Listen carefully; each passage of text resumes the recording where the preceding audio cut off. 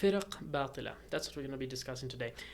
There's a whole lot of different sects in Islam. Lots of different sects who call themselves Muslim. A lot of different people and groups. So these are called Firaq. These are called Shia.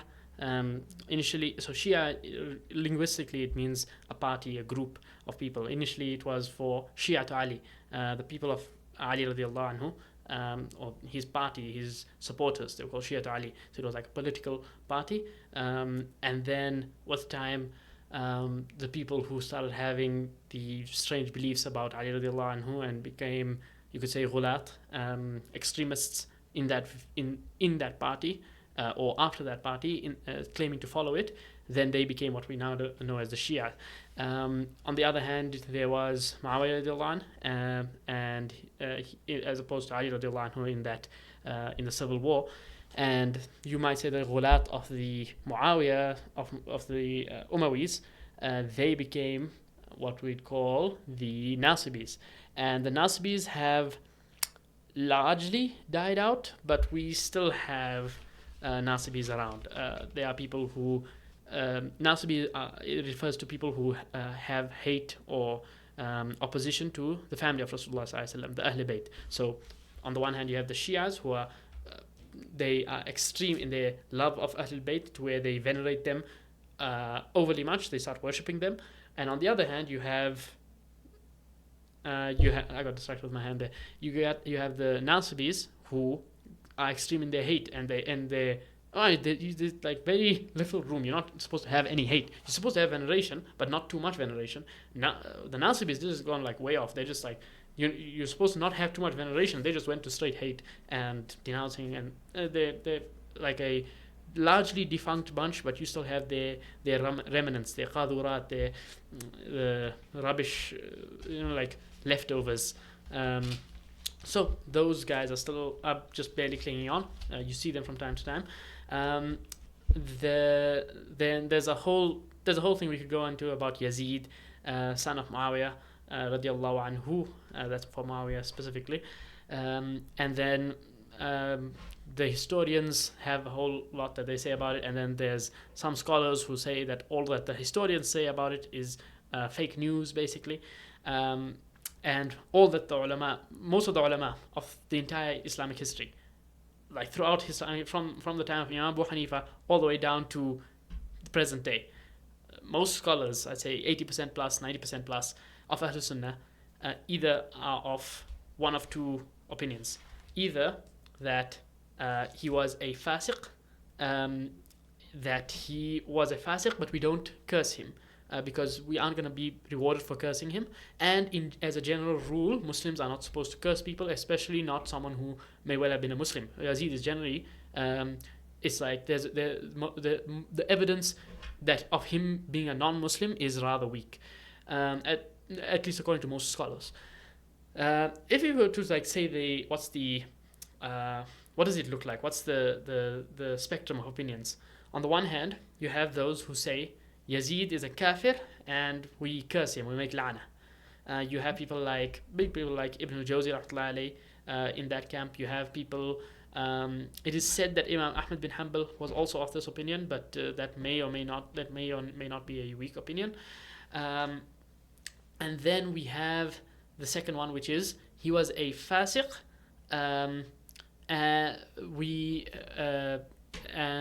but we don't make la'na on him. And then we make tawaqquf. We don't say he was a fasiq, or we don't like make la'na or speak bad about him, and we don't say that he was good or anything. We don't know what happened, and so we keep quiet. And finally, you have those who praise him and say, no, he was a good person, and he was framed by the Shia, and the mu'arrikhin, the historians, they corrupted history and fooled 1,400 years of scholars, and the truth is that he was like a chill guy, and most of the people who say this generally are very pro-Umayyad, and they say that the Umayyads were chill, and they are framed by the historians and by the Shia influence into portraying them as bad people, when in reality they were just holding up what was right, they were fighting for justice, etc., etc. Which one is the true opinion from those four? I try to give it quite fairly. as you might see, I have bias in a certain direction, um, and it probably shows. But I try to give you a fair explanation, because those are the four valid views, and you have great scholars on almost every single one of those. For the people who make lana and like make lana upon Yazid, you have the Ibn al-Jawzi, rahmatullahi alayhi, Imam Ahmad bin Hanbal, or Qila, Imam Ahmad bin Hanbal. You have other great scholars as well I could mention. As for the people that say he's a fasiq, that's the vast majority of scholars, from whether it's any madhab, almost any time, from time of the Salaf or close to the Salaf to all the way down to the current day. I'd say 50 to 70% of the time, the ulama have this opinion where they say he's a fasiq, but we don't make lana, because it's not our job to make lana on every Tom, Dick, and Harry that's a bad person. Third, the point of tawaqquf. This also has a very strong base, smaller but strong. You have people like Imam Ghazali, rahmatullahi alayhi, that if I'm not mistaken, he's in this group. You have people like Imam Razi. You have Ibn Taymiyyah. You have some of the ulama of Deoband as well. I think Sheikh Uthmani. I can't remember his name, but I just think of him as Sheikh Uthmani. He was of that opinion, I believe, as well. And then finally, that last opinion of him being a very good person, I'm not aware of the scholars of the past who held that opinion. It's possible Imam Ghazali held this opinion. I haven't looked at exactly what he says. So what he says was either on the side of tawaqquf or on the side of Yazid was framed. I need to confirm that. I think one of the Ibn Arabis, there are two Ibn Arabis. One is Ibn Arabi, both of them are Maliki. I think both of them might even one of them is Andalusi, one of them is Makki. Ibn Arabi Maliki Makki, Ibn Arabi Maliki Andalusi, he's the famous Sufi one, and Makki is also a famous scholar, and I believe Imam Ibn Arabi Makki, he was of the opinion that Yazid was a good person. And there's evidence like he led the army to Constantinople, the first expedition to Constantinople or the second expedition to Constantinople, depending on which history you've seen. Or perhaps that's just a nuqs on my part. Perhaps it's well known that it's either one or the second, and I'm just blanking on it right now. So that's one of the evidences, and then there's another evidence that his father put him forward. And Muawiyah radiallahu anhu is generally accepted as mu'tamad. The people who go and make la'ana on Yazid and call him a kafir, oftentimes they fall into that extreme where they start speaking bad and speaking against Muawiyah radiallahu anhu as well. It's a dangerous point at that point. It's like very, very dangerous where you're going when you reach that point.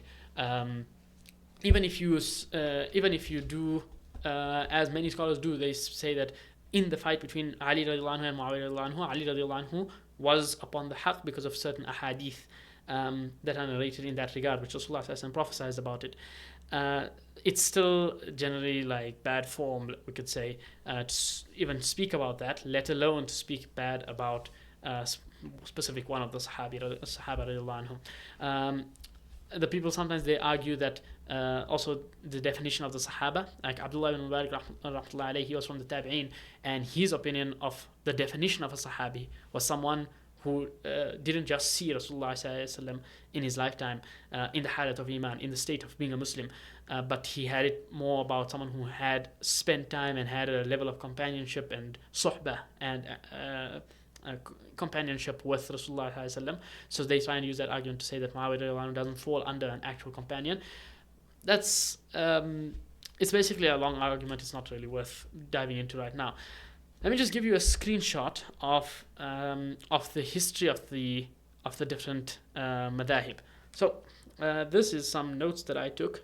I like making charts. I wish I could digitize this somehow. I can't see what's going on the screen, so I hope you can read it all. But let's see here. I will just maybe in editing I will show you this. All right. So over here we have at the top we have Muslim. All right. Like that's everyone who is follows what Nabi Sallallahu Alaihi Wasallam came with. That's the Quran and Rasulullah Sallallahu Alaihi Wasallam's teachings. That everyone initially was just there. Then you had obviously munafiqeen, but that they are irrelevant. Then another name for them would be Ahl al-Qibla, and that differentiates them from Ahl al-Kitab. because the Ahl Kitab, they faced Jerusalem, the Muslims began facing Mecca. Then we had the first split, the Shia and the Ahl Sunnah wal Jama'ah. This is post the first fitna between Ali radiallahu anhu and Muawiyah radiallahu anhu. Astaghfirullah. And this split where they actually started having deviant beliefs.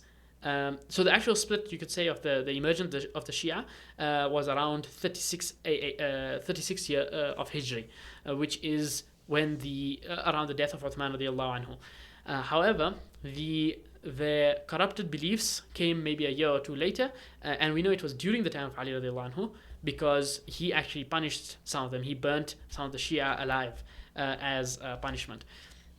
From the Shia, on the one side we have the Shia, on the other side we have Ahl Sunnah. From the Shia, there came the Khawarij. The Khawarij now, they were like a mixed group. They came partially from the Shia, they came partially from Ahl Sunnah, you could argue as well. And they also just came from what you could say what was in between the Shia and the Ahl Sunnah. Largely, I'd say they didn't come much from Ahl Sunnah, but they are. If you look at throughout their history, a lot of the Khawarij are also not from the Shia. They are ghulat, they are the extremists. Then they are ghulat in other sects as well, but they are known for extreme in takfir. That's their whole deal. They make takfir very easily. They make takfir on sins very often. And they are generally ignorant people. They don't have a lot of ulama, a lot of ilm. Their deeds are done without ikhlas. Rasulullah said that they will recite lots of Quran and pray lots of prayer, but the Quran won't go past their throats. And to the point where their ibadah will look more than the Sahaba radiallahu anhu, and yet it will be empty. And they in every other century or whatever, they come up and they're very strong and they cause havoc, lots of fitna, and then they disappear into the ether. Like a certain ISIS-K possibly. Not ISIS-K, ISIS. Many ulama argue that they are the current iteration of that. Of the Khawarij. And there's also hadith of Rasulullah saying that they will continue. Every time they will come out and they will fight amongst themselves and devour themselves. And so they will come out and they will fall apart. And they will come out and they will fall apart. It's just going to be a cycle. Then the Mu'tazila came. The Mu'tazila, they came like right after Ali radiallahu anhu's passing, his assassination.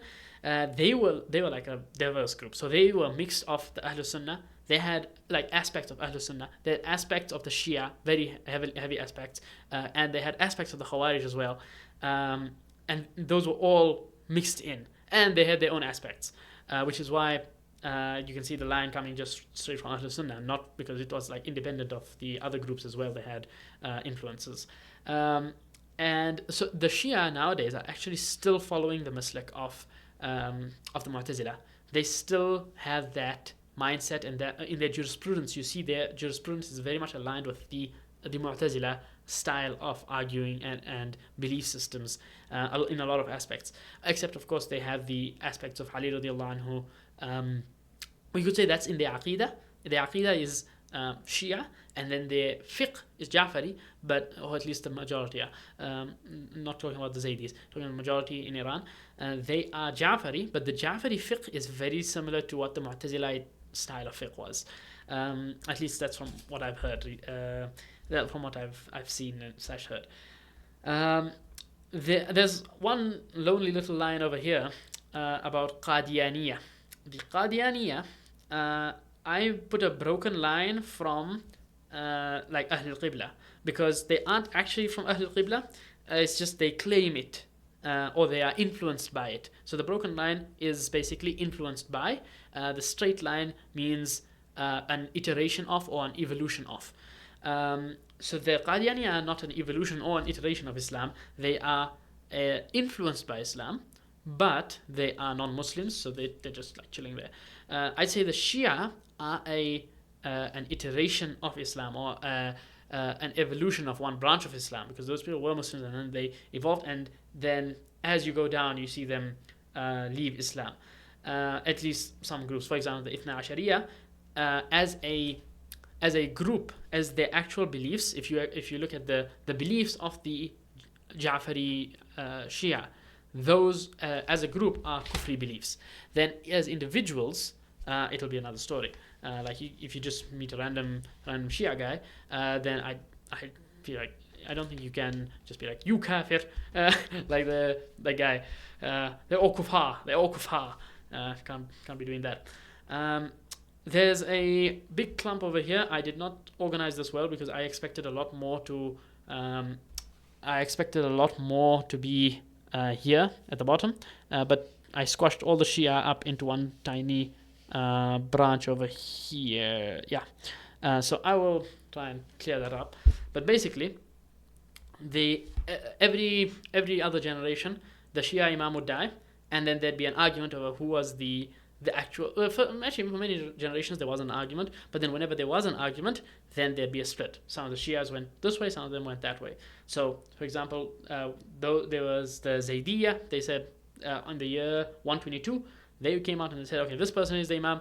Then they split from the others who they said Imam Ja'far was the Imam, and there's the other guys who said that Ismail. I can't remember the whole line. I'll add at this place. I'll just add the names of the imams because that'll be very useful to remember. We have let me see let me test myself. We have Ali radiallahu anhu, Hassan radiallahu anhu, Hussein radiallahu anhu, Zayn al-Abidin, Ali bin Zayn al-Abidin. I want to say Ja'far al-Sadiq, Musa Kadhim. And then maybe this is Zayd. I think the Zaydiyya have 8 imams, so this might be Zayd. And then somewhere here 9 or 10 would be Ismail, and there's another Musa, I think. Okay, at this point, there's also Ali Askari. He's somewhere there. So I lost it. All right, I think maybe if I'm lucky, I got 8. No, Ali Askari must have been before Zayd. Anyway, so I'm not going to. So this is just like a rough overview. All right, we got a bit of an introduction going. Maybe tomorrow I will go more in depth in this, and someday, inshallah, this will be a bit higher quality. I'll be able to have a digitized version over here and maybe have a script also to talk about it.